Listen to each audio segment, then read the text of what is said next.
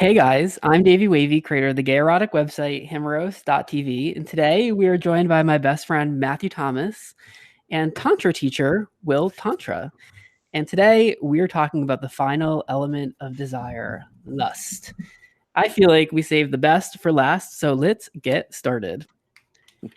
Himeros Live is brought to you by Himeros.tv. Created by Davey Wavey, Himeros.tv is an erotic playground for gay and bisexual men with weekly explicit videos showcasing authentic man-on-man action. Each video is co-created with gay sex experts, tantric instructors, and sex coaches to evolve your experiences of sex and sexuality through pleasure, connection, and exploration. Join Himeros.tv for 20% off for as little as $11.96 per month at himeros.tv/pod. That's HIMEROS.tv/pod. Himeros.tv, it's like porn. But better. I've always wanted to say that. I feel like that's my first time getting through it without stumbling over my words. So this it is was beautiful. It was a you. beautiful job. Thank you. Will, it's very exciting to finally have you on the podcast and also to have you reunited with Matthew. My little gay heart feels very complete right now. Yes. Hi, Matthew. I've missed you and I love listening to you every week. So. Oh, you're so sweet. How are you? I'm doing great. Thank you. Yeah, I've had a super sexy week and I had a friend visit and I did a bunch of education and I'm getting really excited for the shoot with Davey in a couple weeks. And yeah, life is good. Well, long-time listeners will recognize Will from some of the videos that we did, and they'll also recognize your voice from, I guess technically we have had you on the podcast when we did the Tantric Retreat. We weren't sitting down like this, but we recorded it. And your iconic line of, I think the first line you say in the podcast is, "Who here is a fan of eating ass?" Yeah, that's kind of my go-to intro statement in a lot of situations. It's a good icebreaker. Sure. It was legendary. So, well, you recently moved from San Francisco to Los Angeles. I did. Yes, last fall. How has the change been for you? Amazing. Yeah. Yes, I absolutely love it here. I still love San Francisco and, I have my friends there and my dance classes up there. And I'm looking forward to going back up there and visiting in the next month or so. But I'm settling in very nicely. Things are really falling into place. I'm starting to build a steady clientele.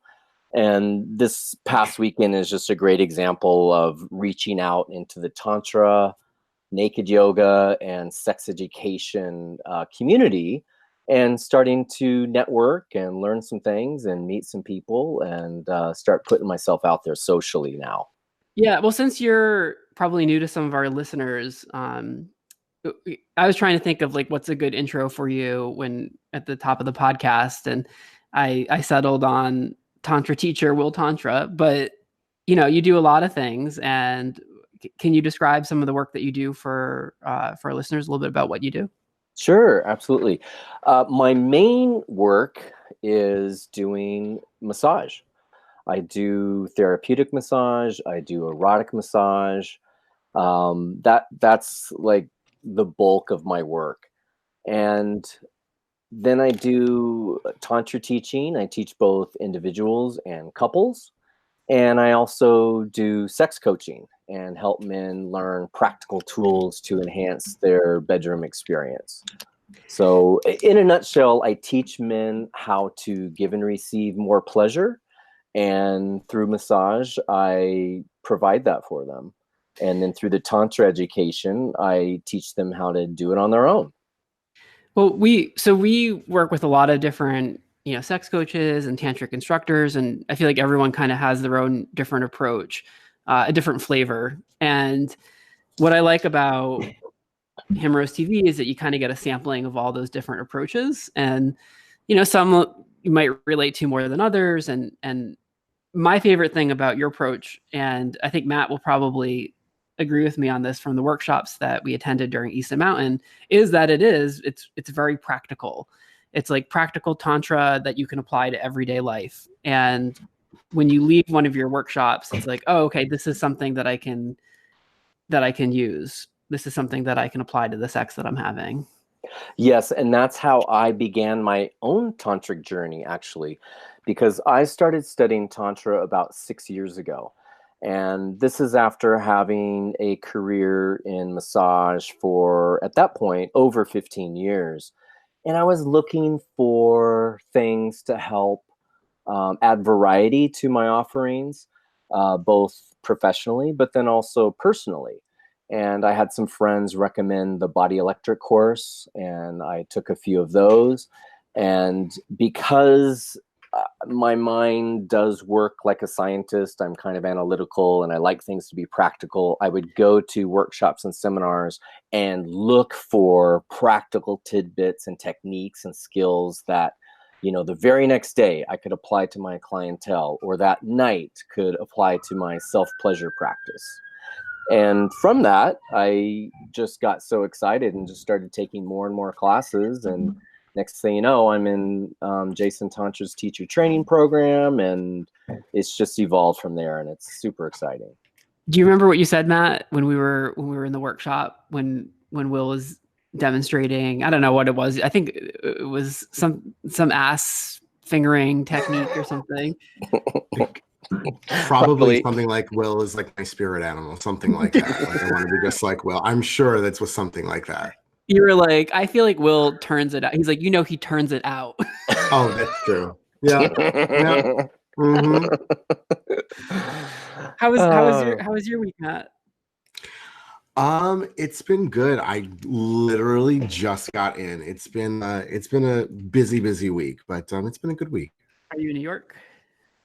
Yeah, I'm on Long Island this week, and I'm so ready to get the fuck out of here and get back home. But yeah, I'm here in Long. It's so cold. It is so cold, and it is so windy.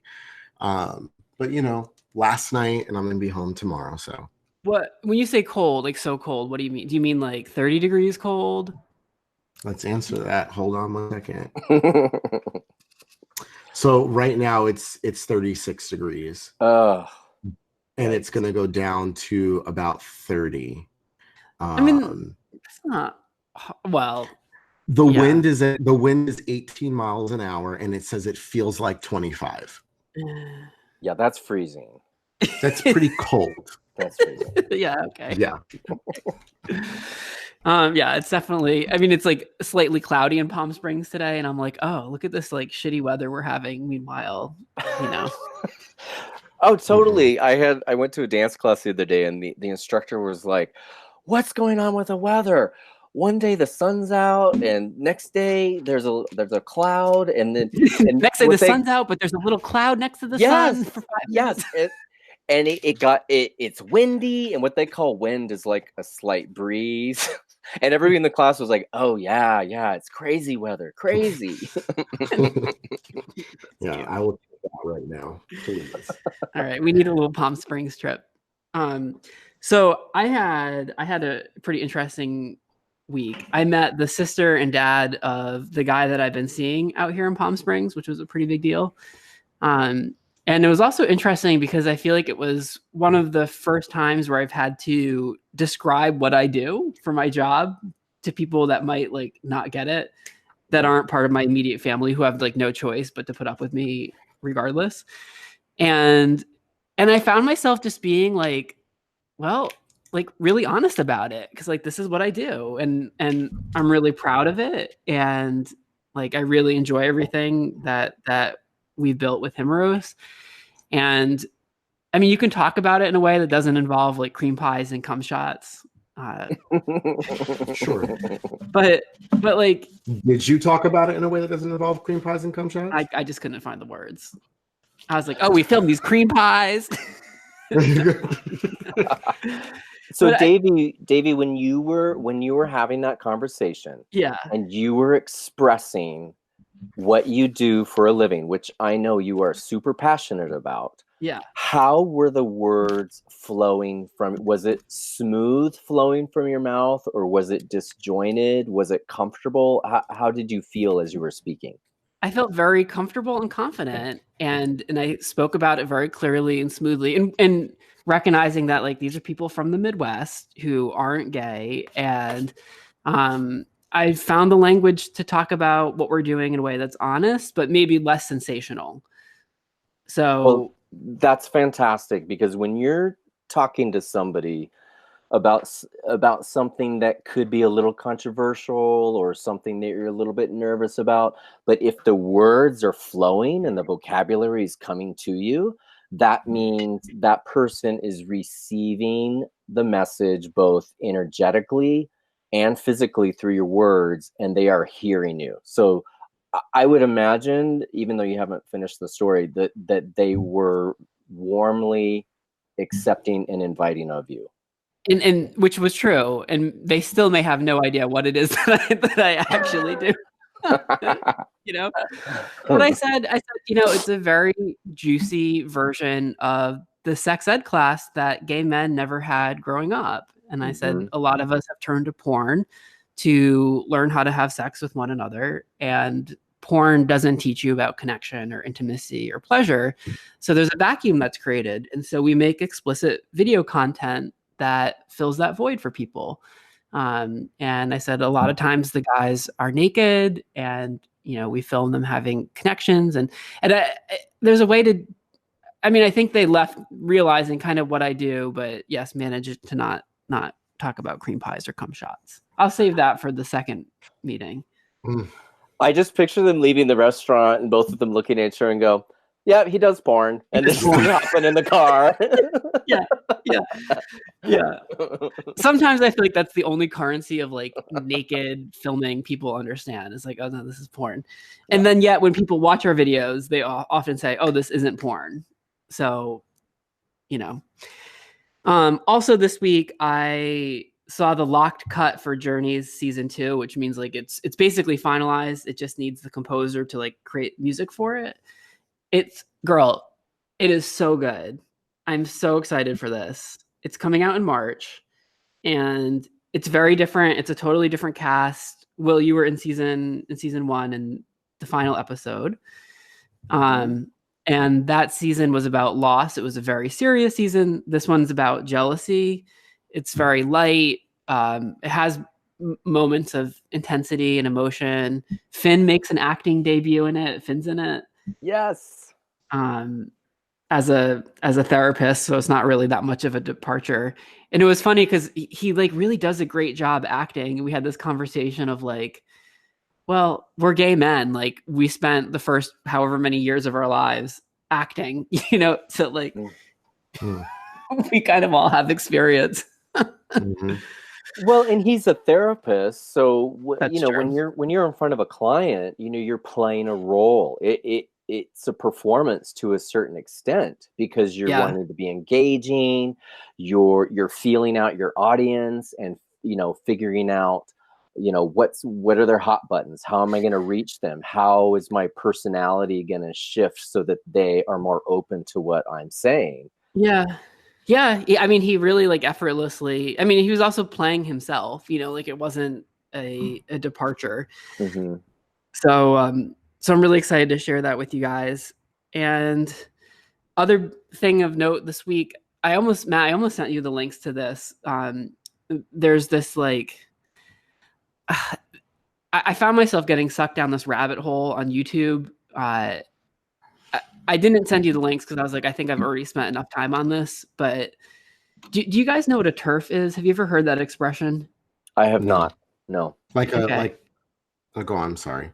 Like TERF.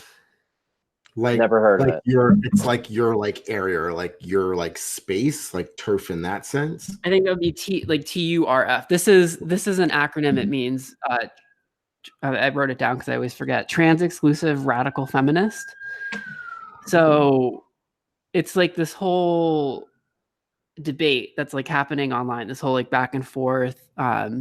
It's not even a debate at this point. It's just like people arguing and name calling and like cancel culturing each other. And it's all been through like a series of tweets and then videos about those tweets. And this all, by the way, at least the I don't want to say drama because that kind of minimizes it, but whatever I walked into it's all happening within the LGBT community. So it's not like this is like Trump supporters versus what, like it's all LGBT people, and like it's not the Westboro Baptist Church, right? Mm-hmm. And it's LGBT people arguing about things that they're really passionate about, but see like very differently. And at times you just feel yourself getting pulled into it because it's almost like part of you just wants to like pop the popcorn and like and watch the shit show unfold, like regardless of where you fall on the debate. Like there's an, like, I hate to minimize this, but there's like an entertainment value to it. Mm-hmm. But at the same time, like people are making strong arguments, and they're doing so with lots of passion. And I could listen to anyone talk about anything with passion, but to me, it's like, okay, what's the end result of this? And some of these videos have like over 1 million views. And I just question how effective they are at like evolving a conversation about like trans people, or what it means to be a feminist, or what it means to be a woman. And what they have seen, what they do seem to be very effective at doing, is dividing the community. And for me, like if there's something I'm passionate about, then I feel like it's better just to go out and do something. Like Matt, you are passionate about like believing that no one should be hungry, right? And so you're not tweeting about it. Every Monday you go out like into the wee hours of the morning sometimes in New York City and feed the street community. And Will, like you're passionate about educating gay men, and so you're teaching workshops and working with couples and individuals who can benefit from your knowledge. Like you're not just sitting at home on your couch tweeting about problems, like you're out solving them. So at one point I almost thought about like making a video and responding to some of the whole debacle, but but like I'm too busy planning our next film series, or like a tantric retreat for 50 gay and bisexual men. And I don't know. Am I missing? I guess my question is like, am I missing something here? Like I'm open to the reality that I am missing the point, but it really just feels like everyone's kind of just popping popcorn and watching the carnage. Right. And, in general with things like that, I love the phrase where your attention goes, energy flows, Mm-hmm. and what you focus on gets bigger. So if you're discussing something controversial and pointing the finger of something that's going wrong, and you're pushing against something, you're actually giving it strength, and you're actually helping it get bigger. So, things like that are helpful in helping you recognize and get clarity about where you stand. But once you figure out where you stand, turn that fucker off and get out there and do something, moving towards the direction that you're wanting things to manifest and grow. Right. I like that people, I mean, I honestly don't know enough about it to say much, but I really like that. I guess people are charged about it and have opinions. It's kind of just like Donald Trump. Like, I'm not a fan, but I feel like Donald Trump has got a lot more people interested in politics, or at least talking about politics, because as a president, I just don't agree with much of anything he does. So I don't know. I mean, what is it that people can go out and do versus sit back and listen and maybe just learn more about what's going on? Well, I think you have to know where your strengths lie. I don't like Donald Trump either, and there's candidates that I'm in support of, but my strengths don't lie in the political arena. Yeah. That's not where I'm going to be of use. So that's not where my attention is going to go, because that's not where my strength and training go. So I can look at that and I can move away from it by thinking, okay, I'm in support of this person. I'm going to support them with my words. I might send some money, but my job is to help gay men become more conscious and connected. And if I spend too much time getting embroiled in political talk, then I'm not going to be in a very good mood, and the next client who comes along isn't going to get my best. So I just try Yeah. to tune out what doesn't work for me and focus on my strengths and help those manifest and get bigger. Some of the people that are making these videos are really fucking intelligent. Like, they make great points. They're passionate, and they're good at video content. Like, that's why these videos are so like mesmerizing to watch. They're like addicting almost. So like, I would rather see those people create content that's, you know, like, if you're passionate about trans issues, content that supports trans youth, or like, here's a, you know, 10 ways to talk about being trans with your classmates, or, you know, I guess there's enough space for all of that. I just wonder, like, how effective this is at like, who's ever changed their mind from a tweet? Do you know what I mean? Like, Right. I don't Right. know. And these sort of sites and those sort of discussions are very interesting, sometimes fascinating, but they are in problem mode. They're focusing on the problem. And just like you said, you want to see some solutions. Right. So in any debate or discussion, you know, I love to hear about a problem, you know, let's talk about it, but then get off of it and what are we going to do about it? And it doesn't So, sound like they no. Case in bridge point, that gap. It'll be like, okay, you're a cisgender woman. You can't make videos about trans issues or tell trans people how to live their life, because that's not your lived experience. And when someone says that, I'm like, oh, okay, yeah, okay, that makes sense. Like, that's not your experience, you know, stay in your lane, kind of thing. Mm-hmm. But then the response, and like, and by the way, like, if you consider yourself a feminist, then you need to include all women, including trans women. And so I was like, okay, that makes sense. But then the response will be, well, since you identify as a man, like, you can't tell me how to be a feminist any more than I can tell you how to be trans. And so it just becomes this like like shit show of like logic and people who are really passionate and intelligent, but just to what end? And anyway, I felt like I just had sucked like an entire afternoon's worth of energy into falling down that rabbit hole. But a conversation that definitely is productive is one that we can have around this week's video. Great segue. Which is, I'm horrible at those. Which is called The Elements of Desire, Lust, featuring Chris Harder and Will Tantra, who's on the show with us. So this is the fourth and final video. It's a 4-part series that Finn Dearhart created that like helps you, I guess, experience different flavors of sexual expression. So we had the expression of love, which was very more about romance. We had license, which I still don't fully understand. We had luxury, which was I think about giving and receiving lavishly. And now we have lust, which I think is very easy to understand. Will, I'm going to ask you about how you expressed lust and what did it look like for you. But first, if you guys do want to see this video, you can watch a free preview on himeros.tv, or you can stop being cheap and you can support queer art by joining himeros.tv today. So, Will, how did you express lust in this video? Well, first of all, I loved the entire concept of embodying a sensation and emotion and then expressing your sexuality from that place.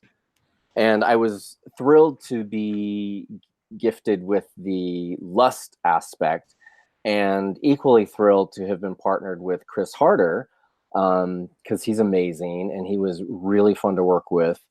And before the scene, he and I got together and we were like, okay, we're both versatile and we both want to bareback, and we didn't plan too much. We're like, let's just like kind of be rough with each other and rip each other's clothes off, and you know, at some point we're gonna fuck each other. But that's pretty much all we said.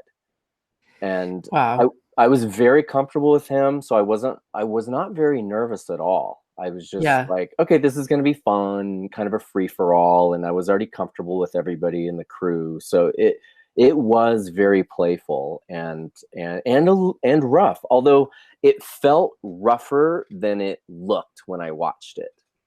Okay. And I thought it looked pretty rough. There was,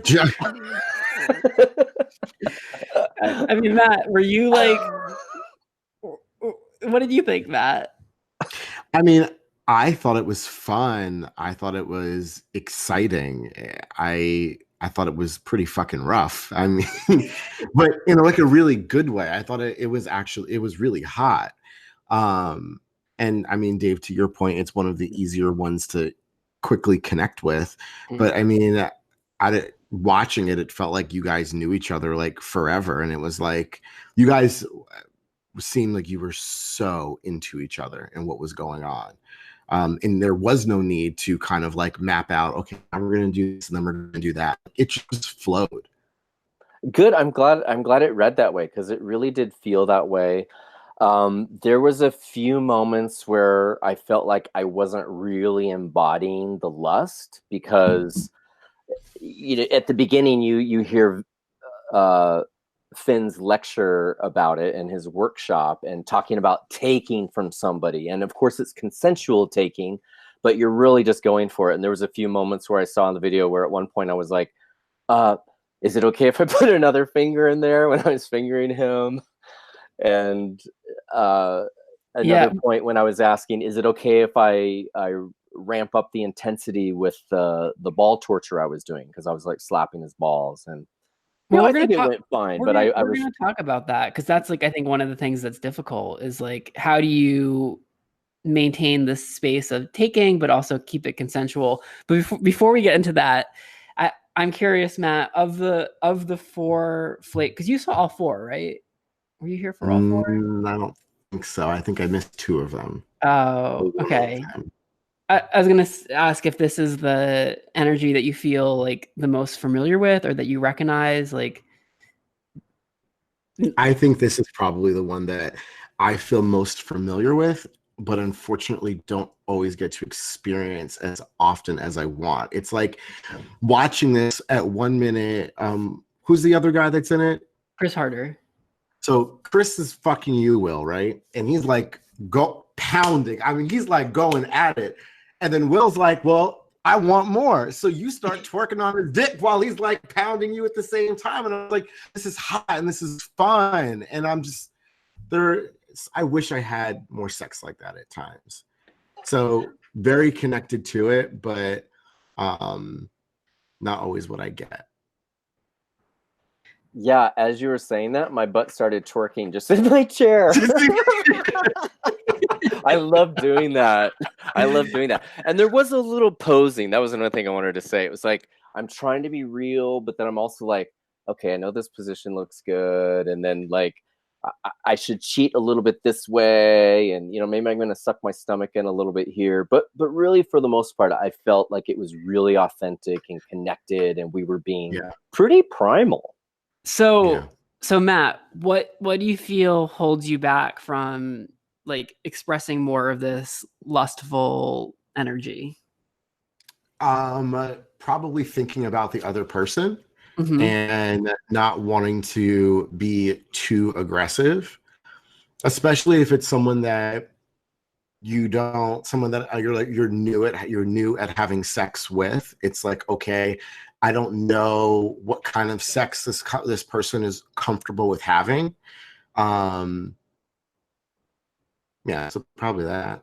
And I think with like we live in an era of Me Too, and it feels a bit difficult to navigate. Maybe this is a good question for Finn next week too, but like, how does one create a space that is, involving aggression and taking, but also consent? And how do you do that without like killing the energy? I mean, I guess, Will, you kind of did that in the video. Yes, and also before the video, like I was mentioning earlier, we talked about it. We were like, okay, I'm Will. You're Chris right now. We're not these animals fucking right now. Let's talk about our boundaries and what we're comfortable with, what we like to do. How much of a warm up do you need before you get fucked? Do you like to flip fuck? Do you like to stay in one role? So we did kind of negotiate a little bit, and we were familiar with each other. So it wasn't like, oh, here's a trick that just came over and we're going to just pounce on him. We had spent a couple days getting to know each other a bit, not super intimately, but in a friendly way. And then we did take that time, and that time lended itself to feeling trust and respect. And kind of, I guess, knowing that consent is dynamic, and even if you check in at the beginning about what you want to do, you have this relationship with him, so you trust that if something crosses a line for him, that he'll feel empowered to express that to you. Correct. And that you're going to respect it back. Absolutely. Yeah. Not that long ago, I was blowing this really sexy guy that I sometimes hook up with, and he's this just like big like hunk of a man, and he has this like huge thick cock, and I was blowing him, and I was like literally like sucking the life force like out of his dick and just like devouring his cock. And I had this moment where I was like, oh wow, like this is definitely for me right now. Like, and we hadn't created this space of like, all right, I'm going to take whatever I want. I mean, he seemed to be enjoying it enough, but like I couldn't help but start to get in my head a bit, and maybe for good reason. And be like, well, is he really enjoying this? Because I'm basically ignoring him and reducing him to this like intensely hot and beautiful cock. So when that happened, I stepped back a bit and I connected with him, and I looked into his eyes, and I probably said something goofy, and made out with him. And like I made more of an effort to connect with him as a total person. But all I wanted to do was just like suck the cum. I wanted to like drain his nuts. So we always. But you could say that, right? Like that's to Will's point, along with like the communication beforehand, like talking dirty kind of opens the door to that. It's just this idea of, oh my God, am I going to say the right thing? Is this going to come off okay? But you could do that. You could have said that. No? I don't know. I feel like I didn't like have the language or yeah. Davey, I like to do that too. Just totally worship a guy's dick, and it's almost like nothing else exists. Like he's at a glory hole or something. Yeah. But I do kind of set it up. Yeah, and I'll set it up. I'll say, okay, I want you to sit back on the bed. I'll say, put your arms behind your head and just kick back like you're a dude drinking a beer and somebody's sucking your cock. And that's all I want to focus on right now. I love and that. They love it. Yeah, I actually have a glory hole too, that like an at-home glory hole that I built, which I totally could have. I wonder if I still have it. I think I do. I brought it to Austin because it makes its debut in Journey season 2. There's a really fucking hot scene involving the glory hole. I love it. So we always talk about how to apply each video to your life, and I'm curious, like how this video is applicable to either of you. Matt, we'll start with you, I guess. I think it's just being comfortable with talking about what it is that you want, but at the same time, being open to receiving whatever it is that the other person wants too. Like you can't be selfish about it. If you're going to ask for what you want, you got to be open to what the other person wants. But I think that we don't know how long we're here. We might as well ask for what the fuck we want and hope that we're gonna get it, Right. But if you don't ask, you won't get it. The coronavirus is spreading. Ask for what you want now. Exactly. Fuck while you can in your Silkwood outfit. Yeah. And they Will and Chris in the video were both like aggressively asking for what they want. I mean, you could also, there's another scenario of this where like each person one person is more subby and then the other like you could take turns with it. You guys kind of both did it in real time, which was also hot. You don't see people flip fucking and like both being aggressive, you usually see a dynamic where one's subby and one's dom, you know? I love doing that. I love that frame of mind, and that the mind the mind shift of going from like a power bottom to a power top. Mm-hmm. It feels so good psychologically and in It's my like a plot body. twist. Yeah, to just totally give and then just totally receive and just throw yourself into both of them. I love that. And Will, how do you feel like this video can apply to your life? Well, this video with lust, we think of lust, sex like that, animal sex, and it usually happens with newer people and newness within a relationship, Mm-hmm. because it's that freshness, that Yeah, that animal intensity. passion, that intense and lust. And as I was watching it and reflecting on some of my relationships, I was thinking, you know what? That tends to fade away a bit. And I was thinking of ways that I could maybe keep that alive in my next relationship. And I do actually have a little thing going on with a boy right now, and this is an element of our interactions together. But it also reminded me of, I had a partner once who, when we first got together, our sex was super primal and lustful. But after a while, he didn't really want to have sex with me anymore, because he had sort of put me not necessarily on a pedestal, but just like, oh, you're my clean, buffed and shine boyfriend. I don't want to mess you up. I want to fuck around with other people and tear their holes up and toss them around the room. And it's something I've been researching lately. It's called the Madonna whore complex, where you look at your mate initially as like a whore and you just want to fuck them. But after you're together a significant amount of time, you put them up on a pedestal and you don't want to like mess them up anymore. And it can really create an awkward sexual dynamic. And I've experienced it. So for me, watching the video, it just reminded me, like, that lust, that primal attraction, that fuck you, fuck me versatility is what I want to keep alive. And in my next relationship, I'm going to verbalize that. And as a couple, I think we would agree that that's something important to keep our bond strong and the sex fresh. I relate to that so much. He was speaking your language. You like lit up, girl. Because I've never been able to put that feeling into words. Never. Mm. Wow. What's it called? The Madonna Horror Complex? Yes, the Madonna horror complex. So, of course, it's related to the heterosexual community, where a man meets a woman, they fuck like rabbits, then they get married and they have kids, and then she's like, oh, now she's a mother, and she's all pretty. I don't want to like mess her up, And but that's I Madonna. still want to fuck. Yeah, It's not Madonna the like performer. It's Madonna, like Madonna and child, right? Like exactly. it's a The biblical religious reference. Madonna, like. Okay. Like you don't fuck with her. She's the Virgin Mary, like, just pristine and clean.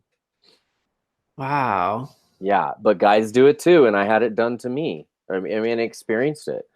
I was just like, I just want to be ravaged, and my partner was like, I'd rather go to the Eagle and find somebody to do that too. Yes. Not shaking his head. Yes. Oh, and I'm like, is there something wrong with me? Like, why do I feel that way? No, it's super common. It's just a matter of recognizing it and addressing it early. Wow. Wow. This is like it's like a rich topic for like future video content too. Oh, totally. This would be a cool concept to play with. Yeah. My bigger issue is I feel like, because I've had so much sex with so many different people for such a long time, that I think I have an addiction to novelty and newness. So for me, what becomes really challenging is, in a long-term relationship, I really appreciate the companionship and the connection of being with someone, but the sexual drive for me like starts to fade off pretty quickly. Mm-hmm. And a workaround for me has always been, well, to still incorporate that newness by having an open relationship and either having threesomes or having sex with people separately on the side, and then bringing that intensity back into our relationship with each other. But for me, like being with someone, like 5% of what I'm in it for is the sex. It's like 95% the other things. So, but to not just fall into a pattern where it's like essentially you just become roommates, like Right. Right. Now, Davey, have you had a relationship where you started off monogamous and then after a time you negotiated the open relationship, or currently are you always looking for open right off the bat? Always open right off the bat, though. A couple boyfriends ago, we did do like a 3-month period where we tried monogamy as an experiment, Mm-hmm. and it was just horrible. Oh my God, it was awful. It was like I had no creative energy. I was just like, I felt like a caged bird or something. Well, it's absolutely not always like that. And even though you had that experience, I would leave yourself open to the possibility that you could have a monogamous relationship for a while with a gentleman, and then eventually branch out into the open, because having that initial monogamy creates such a powerful bond and foundation. And then from there, once you negotiate the open relationship, usually you're more able to keep the sex fresh and more alive, and you do have that more centered bonded place as a couple, rather than just sort of like fuck buddies who are now boyfriends and just always doing your own thing. Yeah. I guess that does sound like an interesting approach. I think for me, what I really appreciate is like the complete honesty that's required to have an open relationship. And like for me, that builds a bond. And it also, like long term, even if it starts monogamous, it's going to end up being open for, Mm-hmm. I'm going to want to have sex with other people. And so if someone's going to have a lot of issues navigating that or not be comfortable with it, I'd rather know that at the jump start rather than like 6 months in or a year Yeah. in. Like the guy that I've been seeing in Palm Springs, we haven't had sex yet, but um, it's still very open. I mean, I talked to him about who I hook up with, and he really enjoys hearing the stories. And to me, that's a good indicator for like, okay, down the road, this will be uh, easier for us to have this kind of openness. That's huge. That's really Yeah. big. But I do want to reiterate, when you have a new partner and he is your only source of partnered sex, the bond that can develop is very, very powerful and can help you weather a lot of rougher times because of that initial foundation. A lot of trust and loyalty and um, authenticity, and really getting to know each other by being your only source of sexual satisfaction with a partner is very powerful and a very long lasting foundation that can really work for you. Girl, I think I'm gonna have to take your word for that one. I can see it. And I didn't say forever, even if, like you said, you did it for 3 months before, but 3 months, 6 months, I've done it for a few years, and the sex got better and better and better, and until it kind of plateaued, and then we opened it up.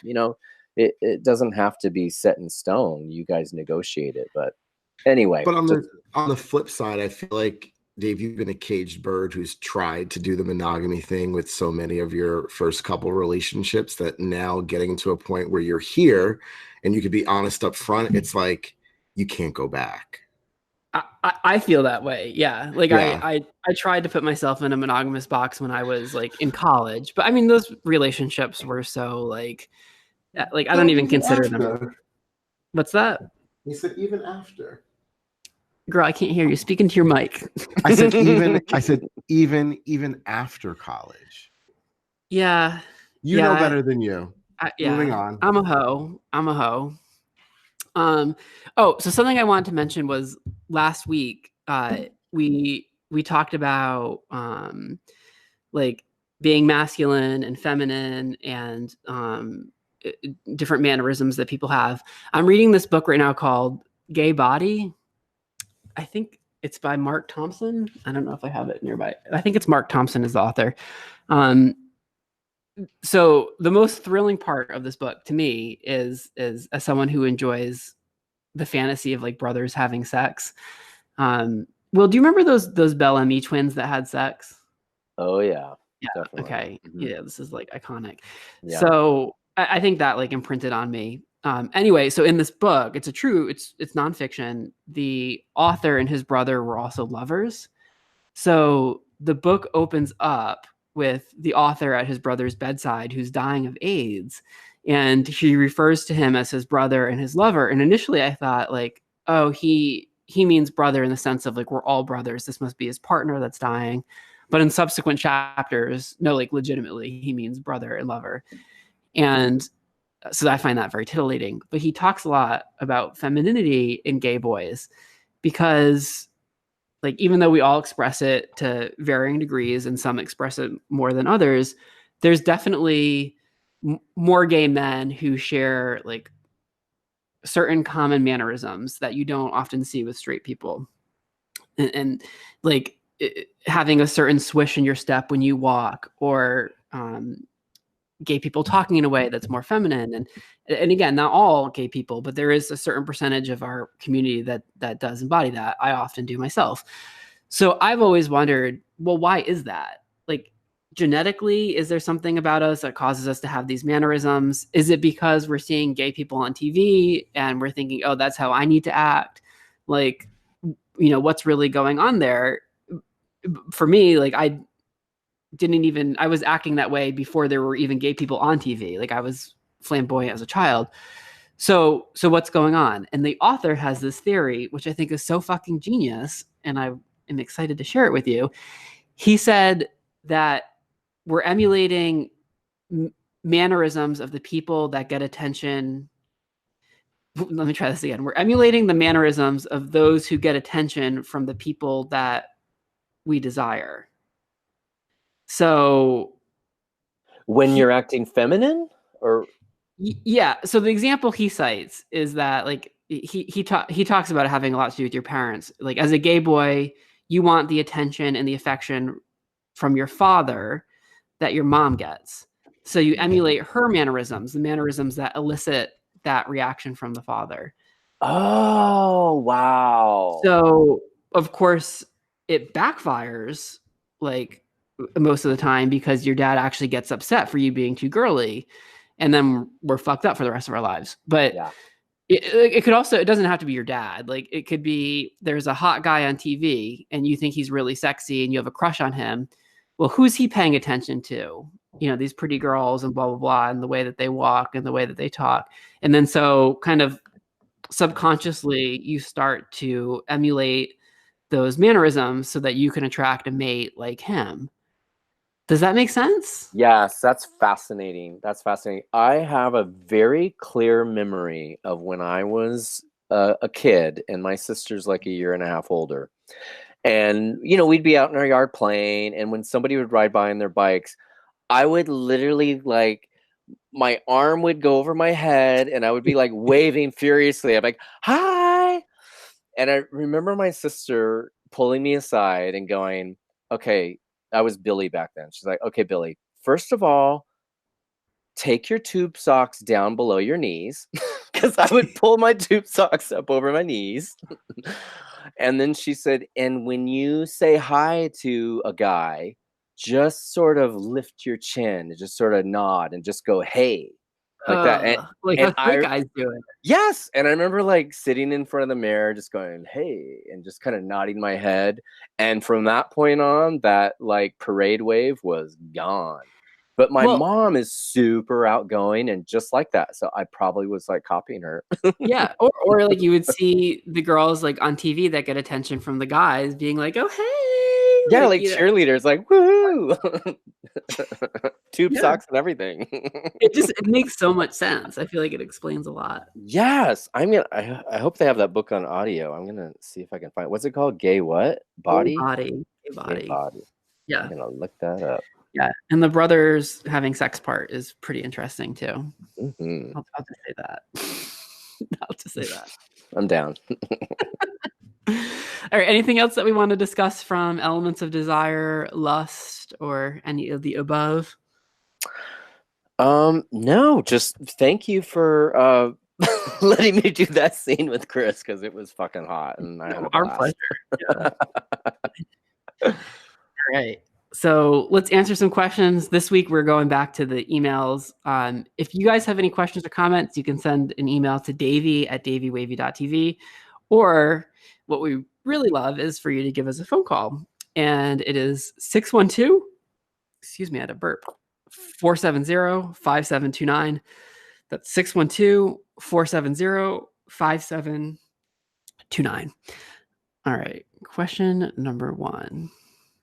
Hey guys, I love your podcast. This is my first time writing in. I was too afraid to call your phone number. I also what do they think is going to happen when they call the phone number? Like, it just goes to voicemail. Like, no one answers it. But anyway, I hope you'll answer my question on the show. I'm a middle-aged guy living in a fairly large Midwestern city. There are people all around me. There's people at the grocery store. There are people on my commute to work. There are people at the gym.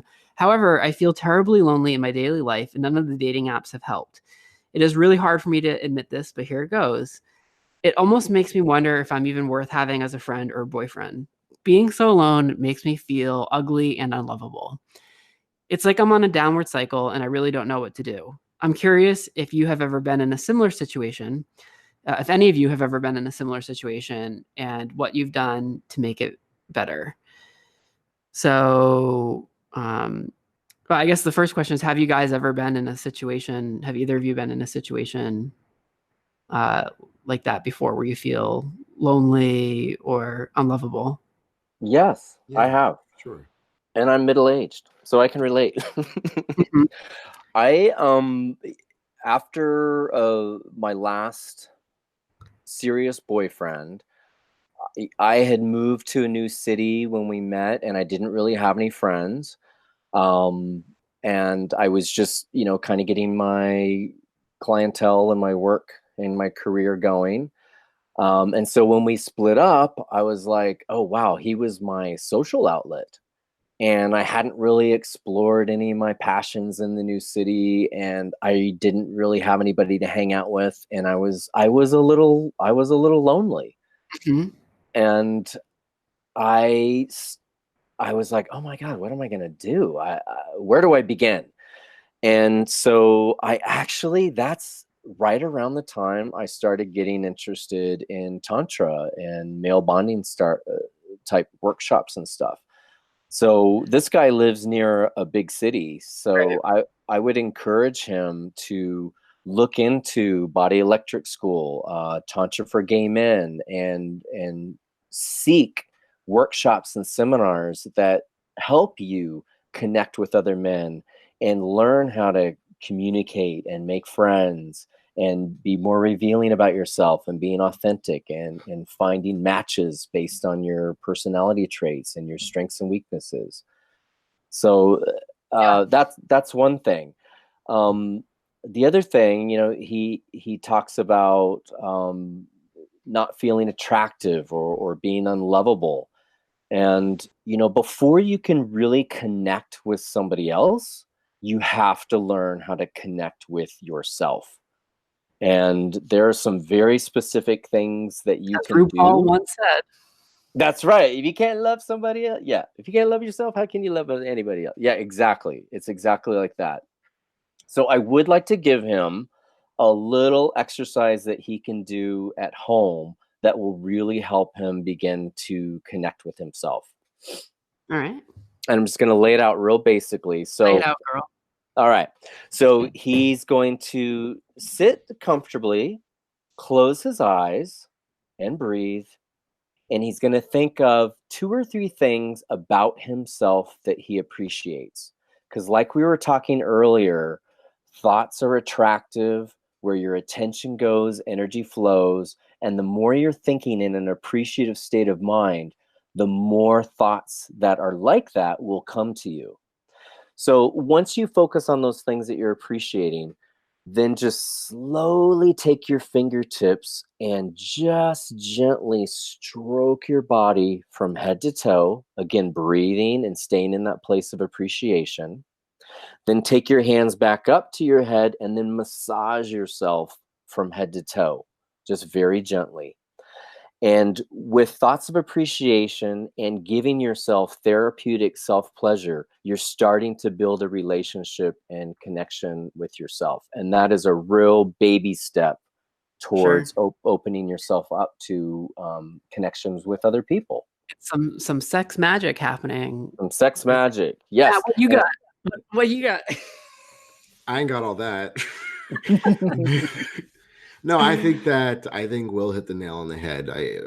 He does need to do some more work on himself too. If anything, honestly, some therapy. Like I'm not necessarily sure where he's at and where his comfort level is, even with going out and meeting other people. I don't know, but I feel like it's possible he could also benefit from some therapy to work on himself. To make sure that he feels whole, so that way he is his best self to go out there and meet people, especially if he's looking for a relationship. I feel like when you feel lost and you're lonely, that could lead you down paths that, quite honestly, you don't belong, but you don't know the difference between the good attention and the bad attention. So, some therapy, some work on you might be good too. And when you are in that place of like feeling connected and having friends and being part of a community, there's like literal health benefits to like people who feel like they have a community, like literally live longer. I was listening to a podcast recently, and they were saying that when we get feelings of loneliness, that this happens because there's a gap between our current social interactions and our desired social interactions. So that gap creates this feeling of loneliness. And that really feeling lonely isn't necessarily a bad thing, in that it is your body's way of telling us to build more connection in our lives so that we can be healthier and happier. It's kind of like a reminder going off. It's like, okay, there's a gap happening. This is an opportunity for you to reach out, to do things. And the problems start happening when it becomes chronic, when the loneliness becomes debilitating and stressful and anxiety producing, and then it kind of makes you less likely to go out and build connection, which makes you more lonely. And the easiest way, I think, like, to make you feel better, or to make you feel like you are worth something, I always think is just to serve in some capacity, to volunteer your time, helping Matt do lunch on me in New York City, or walking dogs at a pet shelter, helping a local charity. Because when you see other people benefiting from your presence, I think it's easier to remember that you matter. And all of that, by the way, has nothing to do with sex. Other than, I think that we often treat loneliness, or at least I do, when I'm feeling lonely, by going on Grindr, and it generally doesn't help. So one last thing. Go ahead. No, I was just going to say, I love that. Tapping into something you're passionate about and going out and helping people. And, along with that journey of self-connection, a really simple thing he can do, because he said there's people all around him. There's people at the grocery store. There's people wherever he goes. He lives near a big city. And I did this, and I still do this sometimes. When I leave the house, I will tell myself, I am going to smile and say hello to 5 people before I come home, and let go of the result, because I'm just planting the seed that I'm available, I'm open, I'm accessible, I'm approachable. And eventually you will find a match of somebody who looks back and smiles, and you've sparked a conversation. It happens all the time. That's funny, because in Palm Springs, like, that's such an ask for me, because I often, like, if you smile at someone, it's like construed as, I want to fuck you. Like in Palm, it's like a green light for, like, so I feel like I make myself unapproachable. I go out of the way to make myself unapproachable, but then complain about sometimes feeling lonely when I'm getting the result of what my energy is. So one thing I do want to mention, though, is I can't help but plug this is, and I think there's a lot of us that want more connection in life. And when I work on these projects with Himeros.tv, and a group of instructors and models or participants come together over some sort of shared intention, I do feel deeply connected and nourished and seen and loved and able to love. And it's a very enriching experience. And I mean, all three of us were at Easton Mountain, and a loaded question, but I think that I think we all felt nourished and supported by that experience. And for the next 10 days or so, we're having our early bird special for Himeros, the Himeros experience. And I'll see if Dominique can put a link in the video description. But basically, you just go to himeros.tv/events, and you can click to purchase a ticket or get more information, and use discount code EARLYBIRD, all one word, to save $100 off your ticket. We're only doing this for another 10 days. And the tickets are actually going quite quickly. So if you're planning to wait until the summer to purchase a ticket, there won't be any left. We're limiting the group size to 50 men. So it's October 13th through 18th at Easton Mountain in upstate New York. And you can drive, you can fly, you can swim, whatever it is to get to Easton Mountain. And I think if you want more connection in your life, this is a very powerful way to experience that. So and I'll be there. I can't wait. My plug. All right. So we have come up on the top of the hour. Next week, Finn will be back, and we're going to be discussing a recipe for great sex. Will, where can people get more of you? On Instagram, Will Tantra. Awesome. And Matt, where can people find you? On Instagram as well, RIVERSMA. Come join me to feed the homeless, the street community, on Monday nights if you're also in New York City locally. Awesome. And remember, you guys can join Himeros.tv for 20% off at Himeros.tv/pod. Thanks so much for listening. And as always, more to come.